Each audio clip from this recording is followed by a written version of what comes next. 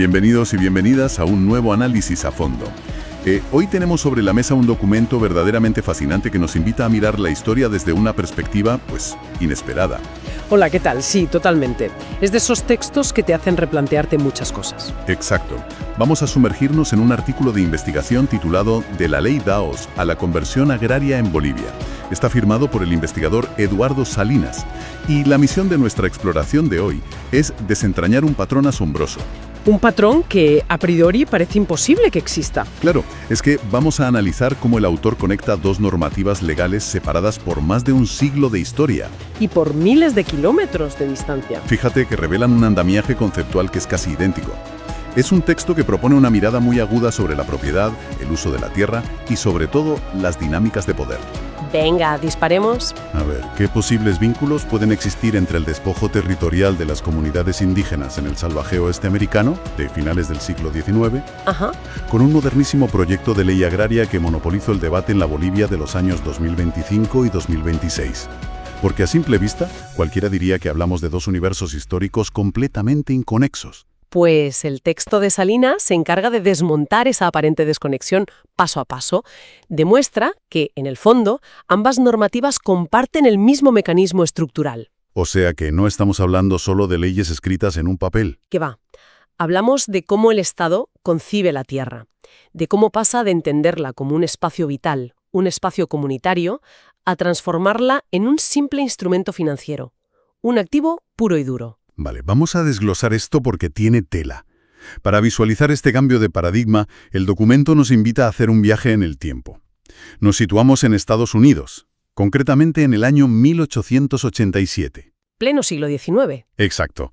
El gobierno federal aprueba la Ley de Asignación General que ha pasado a los libros de historia como la Ley Deus, bautizada así por el senador Henry L. Deus. El contexto aquí es vital para entender lo que pasó. Totalmente.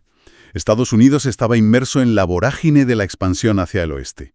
El gobierno federal había recluido a las poblaciones indígenas en inmensas reservas. Sí, y bajo la mentalidad dominante de la época, la élite política consideraba que la única forma de asimilar a estas comunidades al llamado orden nacional era erradicando su sistema económico tradicional. El objetivo explícito era destruir la concepción de la tierra como un bien comunitario e imponer a la fuerza la idea de la tierra como una propiedad estrictamente individual. Claro, y esa imposición se justificaba bajo el paraguas de lo que entonces llamaban la misión civilizadora. Madre mía. Tal cual. La argumentación del senador Daus estaba profundamente anclada en el liberalismo económico de la época. Sostenía que la propiedad colectiva era un lastre para el progreso humano. O sea que desde esa óptica, si un terreno pertenecía a toda la tribu, ¿el individuo carecía del incentivo egoísta necesario para cultivar la tierra y maximizar la producción? De ingeniería social que resultó ser implacable. ¿Y cómo funcionaba exactamente este mecanismo? Pues la ley otorgó al gobierno federal la potestad de tomar las reservas tribales y fracturarlas geométricamente. Las dividían en parcelas individuales. Las parcelas asignadas solían oscilar entre los 40 y los 160 acres. Que para que nos hagamos una idea en nuestras medidas equivale a un rango de entre 160 y 1.000 y casi 650.000 metros cuadrados por individuo o cabeza de familia. Una extensión considerable. Pero ojo, que la entrega de estas tierras no era ni mucho menos un regalo incondicional. No, ¿qué va? Se realizaba bajo una figura jurídica muy particular.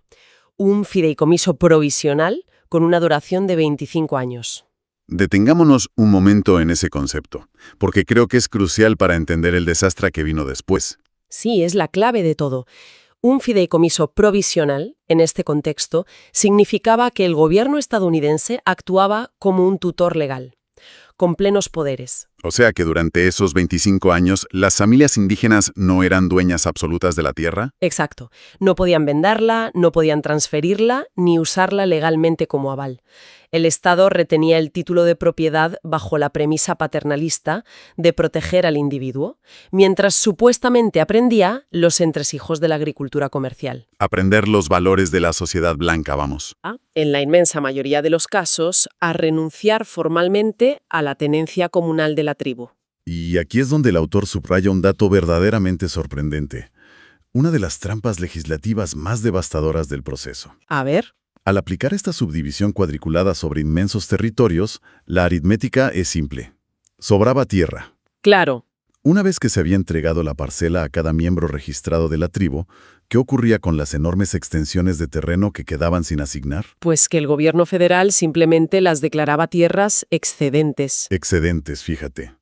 De la noche a la mañana esas tierras pasaban al mercado abierto. Y eran adquiridas masivamente por colonos no indígenas que avanzaban hacia el oeste, por grandes magnates de los ferrocarriles y por enjambres de especuladores inmobiliarios. Los datos que documenta la investigación sobre esto son brutales. Son cifras extraídas directamente de los archivos nacionales y del Servicio de Parques Nacionales de Estados Unidos. Sí, pintan un panorama desolador. El diseño legal cumplió su función extractiva a la perfección.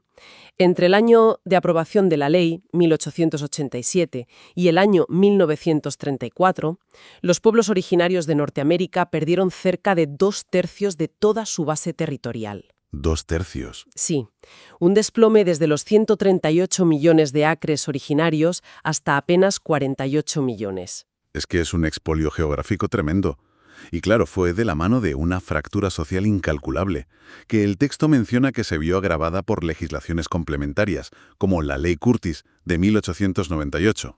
Que disolvió directamente los gobiernos tribales en territorios como el actual Oklahoma. Sí. Además, el artículo explora el impacto a nivel micro en el día a día de estas familias. Claro, hay que intentar dimensionar el choque cultural y económico. El gobierno les entregó un papel con linderos matemáticos a personas cuyas culturas llevaban milenios operando bajo sistemas de subsistencia comunitaria. Pastoreo nómada, agricultura estacional, compartida. Y de repente el Estado les exigía convertirse en granjeros comerciales de estilo europeo. El artículo incide en que estos nuevos propietarios carecían por completo de formación en los mecanismos financieros occidentales. No conocían las lógicas de maximización de beneficios que exigía el mercado. Para nada. Y esa falta de integración en el sistema capitalista fue la vía por la cual terminaron perdiendo incluso las parcelas que sí les habían asignado. O sea, cuando el periodo de fideicomiso terminaba, el mercado imponía sus reglas. Exacto. De pronto, la tierra estaba sujeta a impuestos estatales sobre la propiedad. Y para pagar esos impuestos, o para comprar arados, vallas y semillas, tenían que recurrir a prestamistas locales o a bancos. Claro, y al desconocer las trampas del crédito y los intereses compuestos, las deudas se volvían impagables en cuanto venían un par de malas cosechas. El desenlace habitual era la ejecución hipotecaria, la venta forzada a precios irrisorios o directamente la confiscación por impago de impuestos. Salinas documenta que los estudios cuantitativos actuales vinculan directamente esta fragmentación territorial con un deterioro brutal en los índices de salud pública de la época, disparando la mortalidad en las reservas. Fue un fracaso humanitario y económico tan clamoroso que en 1934 la propia Administración Federal estadounidense tuvo que dar marcha atrás. Se vieron obligados a intervenir aprobando la Ley de Reorganización Indígena. Sí, para detener el sangrado, frenar las parcelaciones y hacer un intento desesperado por restaurar parte de la autonomía tribal perdida. Bueno, si conectamos esto con el panorama general, este fracaso estructural de la Ley Dawes es el puente perfecto que utiliza el autor para dar el salto al presente. Es que la teoría jurídica contemporánea estudia aquel episodio como la prueba definitiva de que modificar radicalmente el régimen de propiedad de la tierra suele desembocar en la concentración de recursos. Los que tienen más capital se lo quedan todo y las poblaciones vulnerables acaban en la indigencia. Exacto. Y este precedente nos sirve de lupa para analizar la situación actual. Y así es como cruzamos el continente y el tiempo y aterrizamos en la Bolivia en los años 2025 y 2026. El epicentro de la investigación recae sobre el proyecto de ley 157. Un proyecto muy debatido. Muchísimo. Su nombre técnico es Proyecto de Ley de Conversión Voluntaria de la Clasificación de Pequeña Propiedad Agraria a Mediana o Empresarial. Que suene muy técnico, pero vamos a explicar qué es esto en la práctica. Sí, por favor. Básicamente, esta propuesta diseña una vía administrativa rápida. Permite que los titulares de pequeñas propiedades agrarias puedan cambiar la categoría legal de sus fincas mediante una simple declaración jurada. Pasando de pequeña propiedad a ser consideradas legalmente como mediana o empresarial. Exacto. Siempre que los terrenos ya estén debidamente saneados y registrados ante el Instituto Nacional de Reforma Agraria. Claro, y para comprender la magnitud de lo que plantea este cambio administrativo, El texto de Salinas nos obliga a repasar un poco la arquitectura legal boliviana actual. Hay que recordar la histórica reforma agraria de 1953. Un hito importantísimo que desmanteló los grandes latifundios que dominaban el país. Y desde entonces, reforzado luego por la Constitución y la ley INRA, la pequeña propiedad en Bolivia goza de un estatus de protección absoluto. Para que nos entendamos, esto significa que esas tierras familiares son inembargables. Inembargables, eso es clave. Si una familia campesina se endeuda, imaginemos, para comprar un tractor y viene una sequía terrible. Ningún banco puede confiscarle su parcela para cobrarse la deuda. Ninguno. El Estado blinda la tierra porque la entiende como el medio básico de supervivencia y de soberanía alimentaria de la población rural. El Acto de Ley 157 busca alterar ese blindaje, y el autor expone de forma muy neutral las dos caras de la moneda en este debate. Por un lado, está la justificación oficial de quienes promueven la norma. Se basa en el discurso de la modernización. El argumento principal sostiene que, precisamente porque la pequeña propiedad es inembargable, los bancos tradicionales se niegan a dar créditos a los campesinos, porque no tienen una garantía sólida que respaldar. Claro, al permitir la conversión a propiedad empresarial, la tierra pierde esa protección, pero gana valor como activo financiero. Quienes defienden la ley aseguran que esto inyectará capital fresco, tecnología y seguridad jurídica en el campo boliviano para los pequeños productores. Pero luego están las críticas, la otra cara del prisma, representada por organizaciones campesinas, el sector académico y entidades como el Centro de Investigación y Promoción del Campesinado, el CIPCA. Que advierten de un peligro inminente. Sí. El análisis de estas instituciones señala que eliminar esas barreras históricas deja a las familias campesinas totalmente expuestas a la intemperie frente a los vaivenes de la economía global y la especulación financiera. Temen que este proyecto sea una herramienta camuflada para revertir los logros de 1953, facilitando que, ante las inevitables crisis cíclicas de la agricultura, los bancos y las grandes corporaciones acaben ejecutando hipotecas. Y acumulando enormes extensiones de tierra, como ya vimos en el pasado. Y aquí es donde la cosa se pone verdaderamente interesante, porque el documento no se queda solo en la teoría legal abstracta, también aterriza en los actores políticos actuales. Sí, introduce a la figura clave detrás de esta ley en el Senado boliviano, Branko Marinković. Salinas traza un perfil biográfico, que reporta de forma muy objetiva para aportar contexto. Detalla que Marinković nació en 1967 en Santa Cruz, en una familia de origen yugoslavo que emigró a Bolivia en los 50. A lo largo de las décadas, la familia construyó un poderoso conglomerado agroindustrial, muy posicionado en el sector de la soya, los aceites y la agroexportación en la región oriental del país. El texto también repasa su trayectoria política. Destaca su ascenso como líder cívico en Santa Cruz durante los 2000 y que ocupó carteras ministeriales clave, como Economía y Planificación, durante el gobierno de transición de 2020. Y en la actualidad ocupa un escaño como senador y preside la Comisión de Tierra y Territorio del Senado. Un dato bastante relevante. Además, el autor del artículo documenta de forma imparcial una controversia legal reciente vinculada a su entorno familiar. Sí, el texto cita informes que señalan que durante 2020, cuando Marinković era ministro, su familia obtuvo resoluciones de titulación por unas 33.000 hectáreas. 33.000 hectáreas, en predios conocidos como Tierras Bajas del Norte y Laguna Corazón. Salinas añade a esta cronología que diversas instituciones detectaron irregularidades. El Tribunal Agroambiental emitió fallos revirtiendo la titulación para devolver parte de esas tierras al Estado. Pero luego, el Tribunal Constitucional Plurinacional terminó avalando la devolución de los predios a la familia, un giro judicial que provocó un fuerte debate en el país. Y basándose en todo este contexto documentado, el experto plantea en su texto una pregunta ética central. Hay que aclarar que es una pregunta que formula el autor del documento, no es una postura nuestra. Por supuesto.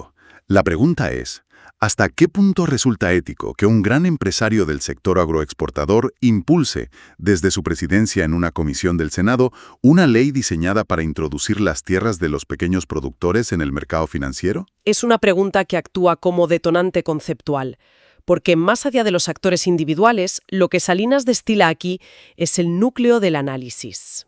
El patrón estructural. Entonces, ¿qué significa todo esto en realidad?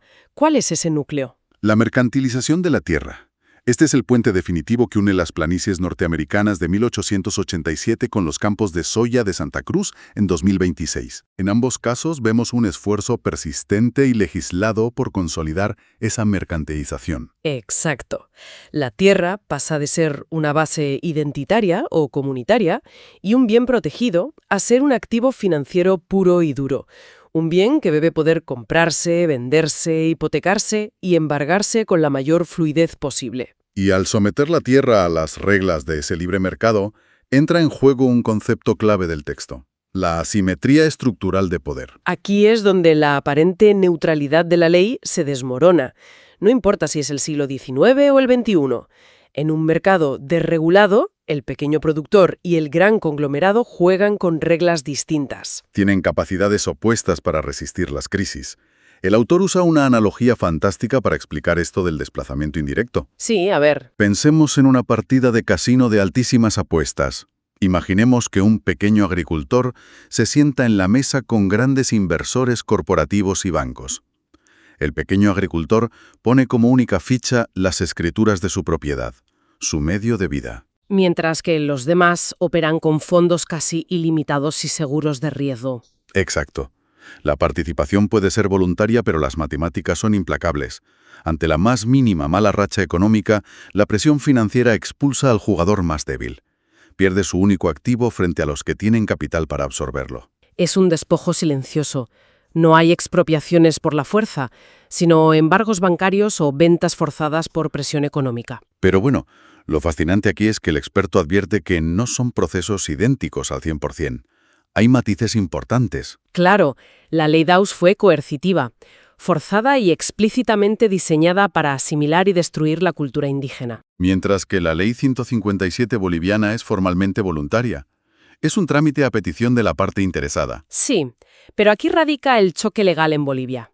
Esa supuesta voluntariedad colisiona con el espíritu de la Constitución de 2009.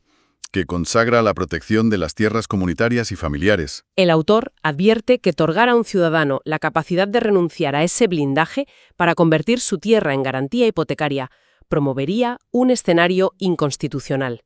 Si no hay una reforma previa de la Carta Magna, claro. Porque le quita a la tierra su carácter de protección especial por una vía administrativa rápida. Exactamente. Bueno, al llegar al final de este extenso recorrido, creo que podemos sintetizar el gran aprendizaje de hoy. Las leyes que cambian el régimen de la propiedad generan efectos que van mucho más allá de las buenas intenciones declaradas. Desde luego. La modernización puede ser, sin las salvaguardas adecuadas, una puerta trasera hacia la concentración de la riqueza. Totalmente de acuerdo. Y para despedir este análisis, creo que el texto nos deja una pregunta profunda flotando en el aire, basada en la conclusión del autor, pero llevándola un paso más allá. A ver, cuéntanos. Si la integración plena al mercado financiero expone al pequeño productor a perderlo todo frente al gran capital, sí. ¿Hasta qué punto la verdadera libertad económica de los más vulnerables depende, paradójicamente, de que el mercado no pueda tocar sus tierras? Es una paradoja sobre la que merece la pena reflexionar para quienes nos escuchan. Una reflexión brillante y provocativa para cerrar. Agradecemos enormemente a nuestra audiencia por acompañarnos en esta inmersión tan profunda y reveladora. Hasta nuestro próximo análisis a fondo.